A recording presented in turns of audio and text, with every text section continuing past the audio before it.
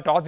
जीत कर बैटिंग का फैसला किया। 141 रन, वही बात मैं पहले भी की कि 141 को देख के लगता नहीं था कि हम ये डिफेंड कर पाएंगे, लेकिन आगा ने कहा था कि जब मैं विकेट पे आया तो मैंने कहा यहाँ पर अगर 130 भी हो गया तो हम डिफेंड कर लेंगे, क्योंकि ये इतना मुश्किल विकेट था। आखिर क्यों इतना मुश्किल विकेट बनाया, और अगर इस तरह का विकेट बन गया यूए की कंडीशन में तो ये तो लाले पड़ जाएंगे। देखें, शारजा के पिच में जहाँ जब पिच इस्तेमाल होता है उस तरह दायरा है कि उसमें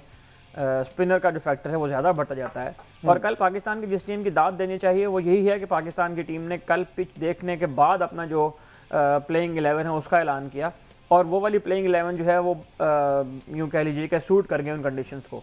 मोहम्मद नवाज़ जो मैन ऑफ द मैच हुए हैं और मैन ऑफ द सीरीज़ में मोहम्मद नवाज़ हुए हैं, उनको जो है वो हम पहले से ये बात कर रहे हैं कि टेलर मेड कंडीशंस हैं उनके लिए, लेकिन बहरहाल टेलर मेड कंडीशंस का होना और उन कंडीशंस के ऊपर जाकर परफॉर्म कर जाना, उस दिन ऑन द डे जाकर परफॉर्म करना और अपनी सलाहियत का लोहा मनवाना, ये एक अलग बात होती है। तो यहाँ पर पाकिस्तान की टीम को दाद देनी चाहिए कि पाकिस्तान की टीम एक ऐसे जोन से कि जब पाकिस्तान की टीम की सिलेक्शन के हवाले से, पाकिस्तान की टीम के मोराल के हवाले से, टीम के जेलिन होने के हवाले से, कोचिंग स्टाफ के हवाले से बहुत सारी बातें हो रही थी, वहां से अब पाकिस्तान की टीम एक ऐसे फेज में आ गई है कि पाकिस्तानी टीम, न सिर्फ टीम बल्कि पाकिस्तानी टीम के फैंस भी अब मेंटली जो है वो थोड़ा सा रिलीव्ड फील कर रहे हैं। और यही तरीका होता है किसी भी किस्म की क्रिटिसिज्म को रिप्लाई करने का, यही तरीका होता है एक चैंपियन टीम का जब वो इमर्ज होकर आती है, जब उसे अगेंस्ट द वॉल लगा दिया जाए। और इस जीत की गो के अफगानिस्तान की टीम थी, मतलब इसमें कोई ऐसी बात नहीं है कि हमने ऑस्ट्रेलिया को हरा दिया, साउथ अफ्रीका को हरा दिया, लेकिन ये जीत इस सेंस में एक बहुत बड़ी जीत है कि पाकिस्तान की टीम को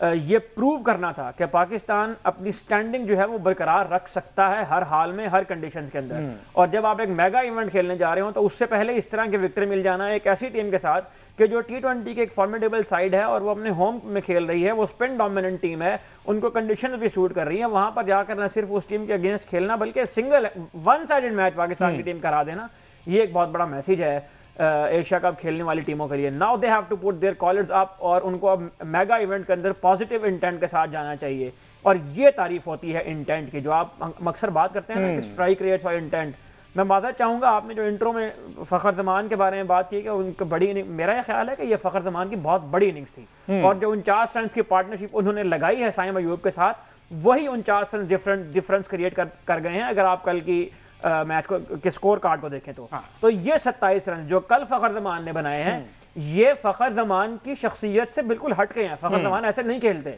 लेकिन कल उन्होंने जिम्मेदारी का मुजाहरा किया। उन्होंने बताया कि सीनियर प्रोज जो होते हैं उनको कंडीशंस के अकॉर्डिंग, ये नहीं होता कि आप जाएं और बल्ला चलाना शुरू कर दें और टीम से आप इसलिए बाहर हो जाएं कि आपका जो है वो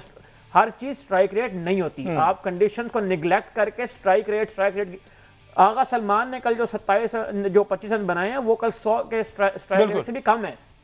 लेकिन वो 25 रन वो जो उन्हें नवाज के साथ खड़े होकर एंड पर बनाया, उसने हमें वो नफ्सियाती जिसे कहते हैं कि एडवांटेज दिया हमें, जो बाद में जाकर। तो ये जो स्ट्राइक रेट की बहस है ना, इसमें ऐसा नहीं है कि आप कंडीशंस को निगलेक्ट कर दें, वरना तो ये स्कोर कार्ड के अंदर क्या पड़ा हुआ जो पाकिस्तान ने 141 रन की हैं, लेकिन ये 141 रन किसी बैटिंग पिच पर बनाए हुए 250 रन के बराबर हैं। और पाकिस्तान की टीम को इस बात पर भी मैं दाद देना चाहता हूं कि उन्होंने जब ये असेस किया कि यहाँ पर 130-140 पार को है, तो फिर उन्होंने पूरे ओवर खेलने की बात की। फिर उन्होंने ये नहीं किया, जिद नहीं की कि आके छक्का लगाया और आके जो है वो एक रैम शॉट मारी और अपना स्ट्राइक रेट देखने के चक्कर में, इंटेंट दिखाने के चक्कर में, मॉडर्न डे क्रिकेट खेलने के चक्कर में विकेटें गंवाते गए। तो पाकिस्तान की टीम ने कल सेंसिबल क्रिकेट खेली है, पाकिस्तान की टीम ने कल कंडीशंस को रिस्पेक्ट की है, पाकिस्तान की टीम ने कंडीशंस के अकॉर्डिंग प्लेइंग 11 खिलाई है और क्रिकेट ऐसे ही खेली जाती है। तो ये जो लोग रट लगा रहे थे ना, आज भी मैं देख रहा था हमारे मीडिया के ऊपर कुछ लोग बैठ के डिस्कस कर रहे हैं कि स्ट्राइक रेट्स क्या थे प्लेयर्स के,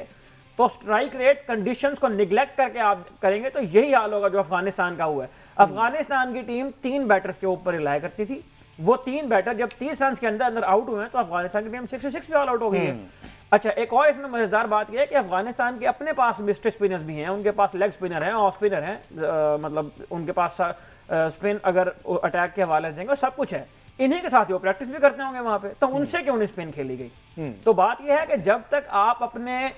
प्लेयर्स के ऊपर ट्रस्ट नहीं करेंगे, उनको बैक नहीं करेंगे और उस मेरिट के ऊपर, जिस मेरिट के ऊपर ये बात होनी चाहिए। अब कल की विक्ट्री को भी अगर आप स्ट्राइक रेट के ऊपर कंपेयर करना शुरू कर दें तो मेरा ख्याल है कि आप अंदाजा लगाएंगे पाकिस्तान में क्रिकेट लिटरेसी का क्या हाल है। तो ये एक बहुत शानदार जीत थी पाकिस्तान की। हमने इस कोचिंग स्टाफ के ऊपर बहुत तनकीद की। मोहम्मद नवाज जब टीम में आए तो हर तरफ से हम भी उसमें शामिल थे, हमने भी कहा कि क्वेश्चन मार्क उठाया, उनकी परफॉर्मेंस नहीं थी पीछे। लेकिन जब से वो टीम में आए हैं, जिस तरह से उनका कम बैक हुआ है, जिस तरह से वो अपना इंपैक्ट दिखा रहे हैं बैटिंग के अंदर, बॉलिंग के अंदर, फील्डर तो वो पहले से माशाल्लाह बहुत जबरदस्त थे। और कल तो उन्होंने बॉल को एयर भी दी है, जो हम अक्सर बात करते थे कि वो तेज आके बॉल मारते हैं। कंडीशंस को उन्होंने असेस किया, उन्होंने बॉल को एयर दी, बॉल को स्पिन होने का मौका मिला,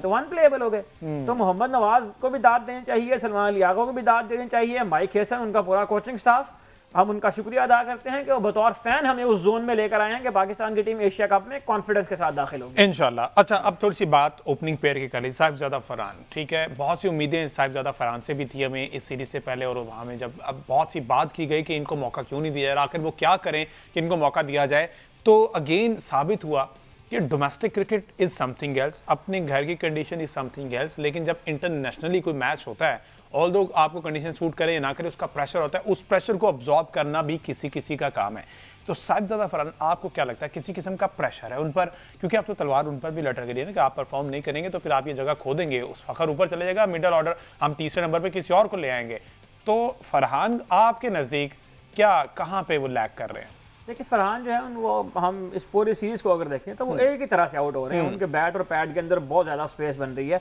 कल तो वो शॉट मारते हुए आउट हुए, उससे पहले वो एक मैच में उसको बॉल को ब्लॉक करते हुए, रोकते हुए भी उनके बैट और पैड के अंदर बहुत स्पेस बन रही थी। कल की जो कंडीशन थी वो ज़रा डिफरेंट थी। उसमें अगर आप देखें तो स्पिनर को नए बॉल के ऊपर भी हेल्प मिल रही थी। गो के स्पिनर के आने की नौबत नहीं आई साहिबजादा फरहान के होते हुए, लेकिन वो फजल हक की बॉल जो ये बहस होती है कि पावर प्ले का फ़ायदा उठाना चाहिए, इसमें जो है वो इंटेंट दिखाना चाहिए, अच्छा आगाज करना चाहिए, उस चक्कर में मुझे ये लगता है कि उनको भी कहीं ना कहीं इस बात का अंदाजा होना चाहिए कि कंडीशंस को आपको देखना पड़ेगा।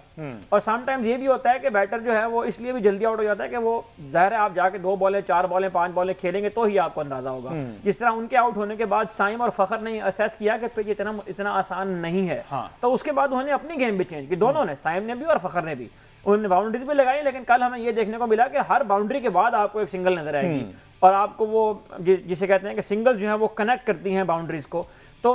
मुझे लगता है कि साहिबजादा फरहान कल की अगर हम बात करें तो शायद वो उस पिच को असेस करने में ही कामयाब नहीं हो पाए। दुबई की कंडीशन जो है वो शारजा से ज़रा बेहतर है बैटिंग के हवाले से, तो हो सकता है कि वहां पर साहिबजादा फरहान को हेल्प भी मिले। और साहिबजादा फरहान के ऊपर जितना कॉन्फिडेंस शो कर दिया इस मैनेजमेंट ने, जितना ट्रस्ट शो किया है, मुझे अब महसूस ये होता है कि इनको एशिया कप में जाना चाहिए और इनको ही सपोर्ट करना चाहिए पाकिस्तान की टीम को। क्योंकि यहाँ पर अब जब आप टूर्नामेंट के अंदर दाखिल हो चुके हैं तो यहाँ ये बात नहीं होनी चाहिए किसी प्रेशर के ऊपर, किसी प्लेयर के ऊपर ये दबाव नहीं डालना, इंक्लूडिंग मोहम्मद हारिस, किसी प्लेयर के ऊपर अब ये दबाव नहीं डालना चाहिए कि आप परफॉर्म नहीं करेंगे तो आप टीम से बाहर हो जाएंगे। उनको बैक करना चाहिए, पूरा इवेंट दें उनको, और उसके बाद फिर ये असेस करने में आसानी होगी कि ये बिल्कुल अच्छा था या खराब। आपने इंक्लूडिंग मोहम्मद हारिस का, तो मोहम्मद हारिस पे बात करनी, क्योंकि कप्तान जी और इससे पहले नकवी साहब ने कहा था कि इनको आपने तनकीदें बनाना, तो कप्तान जी ने भी यही कहा है कि हारिस सेक्रीफाइस कर रहा है,